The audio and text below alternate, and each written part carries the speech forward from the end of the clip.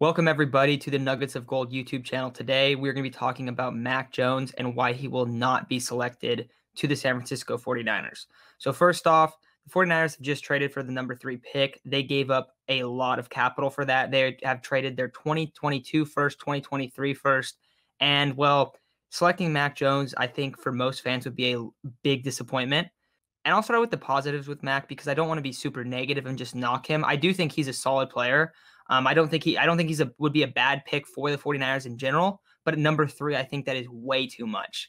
Last season, Mac Jones threw for 4,500 yards, 41 touchdowns, 4 interceptions, and had a completion percentage of 77%.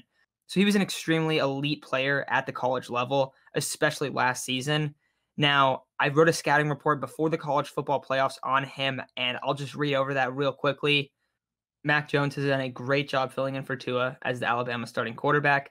He effectively runs the offense and gets the ball out quickly.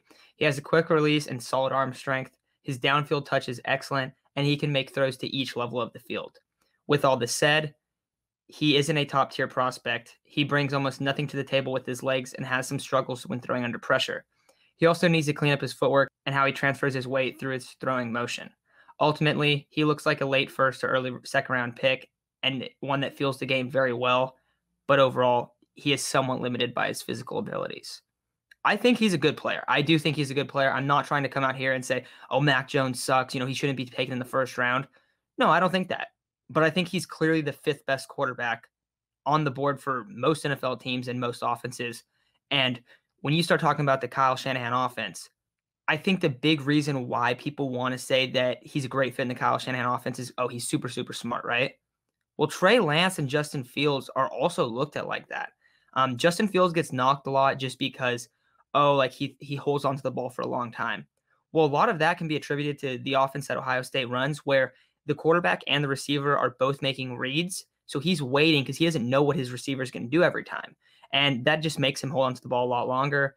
Also, Mac Jones played with immense talent at Alabama. And you have Najee Harris, you have Devontae Smith, who obviously the Heisman winner. Like, those are guys that you want around you. And I'm not trying to take away like what he did. I really am not. But I just don't see how you can look at Mac Jones and look at just his skill set and say, oh, this is a better option for the 49ers and for Kyle Shanahan than Justin Fields and Trey Lance. I'm a big Trey Lance guy. I know he didn't play against the competition that Mac Jones and Justin Fields did, and even Zach Wilson. But both Justin Fields and Trey Lance are, first of all, they're great runners. And second of all, they're really good quarterbacks. I don't think that gets brought up enough. Justin Fields definitely has some stuff to clean up. His pocket presence isn't great, but him as a downfield runner and his just overall accuracy is spectacular. And you can make the case that, Mac Jones is a more accurate quarterback than Justin Fields, or he's a better just pocket passer. That's fine. I understand that argument. But Justin Fields and Trey Lance are bringing an entire different dynamic than what Mac Jones is bringing. And if you're trading up to pick 3, you want to get an elite player at that position. You don't want to get a Kirk Cousins type. And I think that's the biggest comp towards Mac Jones. I don't think it's terrible. I think often player comps aren't straight. They're not super accurate. But I just don't see them going after this. Oh, he's gonna run the offense. No, you want a game changer if you're trading up to 3.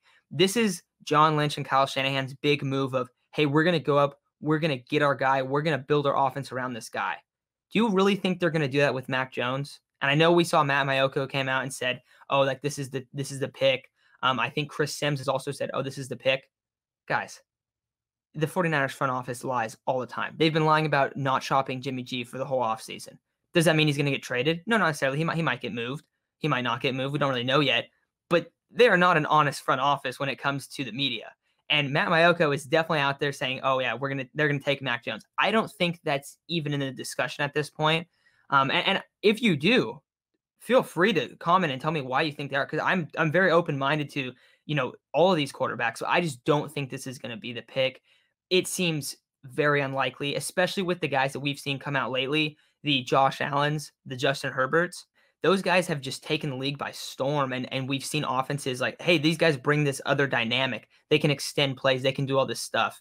And right now, Mac Jones just isn't that guy, and it's really not to knock him. But There are better options on the board at 3. And I think this pick has to be either Trey Lance or Justin Fields. I'm also assuming that Zach Wilson is gone at 2, but we're not going to see the 49ers take Mac Jones. We're going to see them take Justin Fields or Trey Lance at number 3.